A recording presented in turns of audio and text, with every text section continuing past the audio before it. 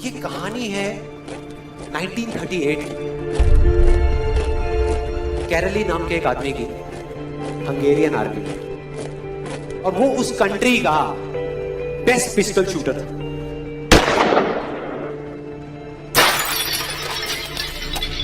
जितनी भी national championships हुई थी उस कंट्री में, उसको वो जीत चुका था।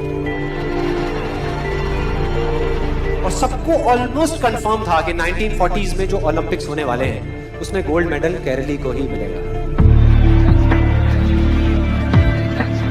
और उसने सालों से ट्रेनिंग करी थी। उसका एक ही सपना था, एक ही फोकस था कि मुझे अपने इस हाथ को दुनिया का बेस्ट शूटिंग हैंड बनाना है, बेस्ट बनाना है, बेस्ट बनाना है। और वो कामयाब हो गया, उसने बना लिया बेस्ट शूटिंग। सिर्फ 2 साल का फर्क। 1938 में एक आर्मी का ट्रेनिंग कैंप चल रहा था। क्योंकि वो आर्मी में था तो एक एक्सीडेंट हो गया। उसके उसी हाथ में जिससे उसने गोल्ड मेडल जीतना था, उसमें एक हैंड ग्रेनेड फट गया और वो हाथ चला गया। जो उसका सपना था, जो फोकस था, सब खत्म।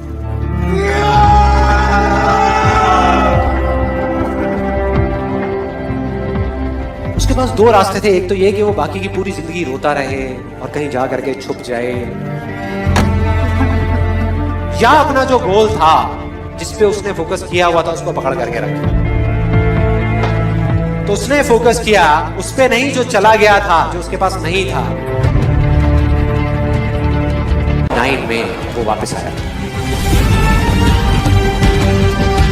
नेशनल चैंपियनशिप्स हो रही थी वहीं पे हंगरी में, और बाकी भी बहुत सारे पिस्टल शूटर्स थे वहां पे।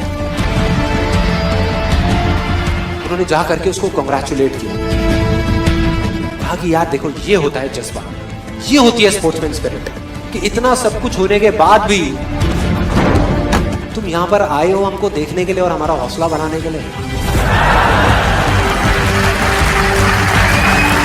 किसी को नहीं पता था कि वो 1 साल से अपनी ट्रेनिंग कर रहा था लेफ्ट हैंड की। और उसने जवाब दिया, मैं यहां पर तुम्हारा हौसला बढ़ाने नहीं आया, तुम्हारे साथ कॉम्पीट करने आया हूं, तुमसे लड़ने आया हूं, तैयार हो जाओ। और कंपटीशन हुआ। बाकी सब वहां पर जितने भी लोग थे वो कॉम्पीट कर रहे थे अपने बेस्ट हैंड से। ये कॉम्पीट कर रहा था अपने ओनली हैंड से, ओनली हैंड से। कौन जीता? The man with the only hand, Kairali जीत गया। लेकिन वो यहां नहीं रुका। उसका गोल क्लियर था कि मुझे इस हाथ को इस कंट्री का नहीं, इस पूरी दुनिया का बेस्ट शूटिंग हैंड बनाना है। उसने अपना सारा फोकस उठा करके डाला 1940 पे, जब ओलंपिक्स होने वाले थे। लेकिन 1940s के ओलंपिक्स कैंसिल हो गए वर्ल्ड वॉर की वजह से।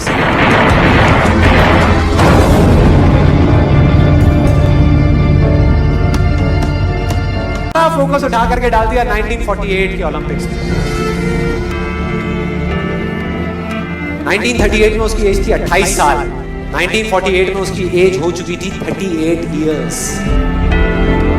और जो यंगर जो प्लेयर्स आते हैं निकल करके, उनसे कॉम्पीट करना मुश्किल होता चला जाता है। लेकिन मुश्किल नाम का ये वर्ड था ही नहीं उसकी डिक्शनरी में। वो गया, पूरे वर्ल्ड के बेस्ट शूटर्स आए हुए थे जो अपने बेस्ट हैंड से कॉम्पीट कर रहे थे, और ये अपने ओनली हैंड से कॉम्पीट कर रहा था। और कौन जीता? The man with the only hand.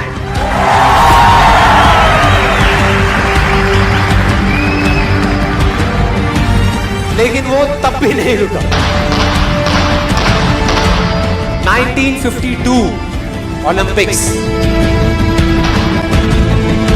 दोबारा कॉम्पीट किया उसने,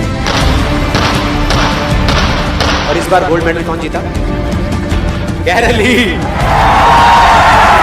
4 साल बाद दोबारा से, और पूरी की पूरी हिस्ट्री को बदल करके रख दिया ओलंपिक्स।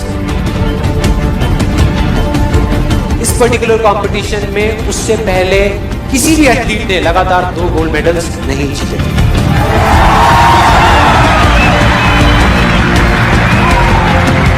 अब किसी भी लूजर के पास चले जाओ, उसके पास लिस्ट होगी बहानों की कि मैं इस वजह से फेल हुआ अपनी लाइफ में, इस वजह से मैं कुछ नहीं कर पाया, बहुत लंबी लिस्ट है। दूसरी तरफ विनर के पास चले जाओ, उसके पास में 1000 वजह होगी वो ना करने की जो वो करना चाहता है, सिर्फ एक वजह होगी वो करने की जो वो करना चाहता है, और वो कर जाएगा।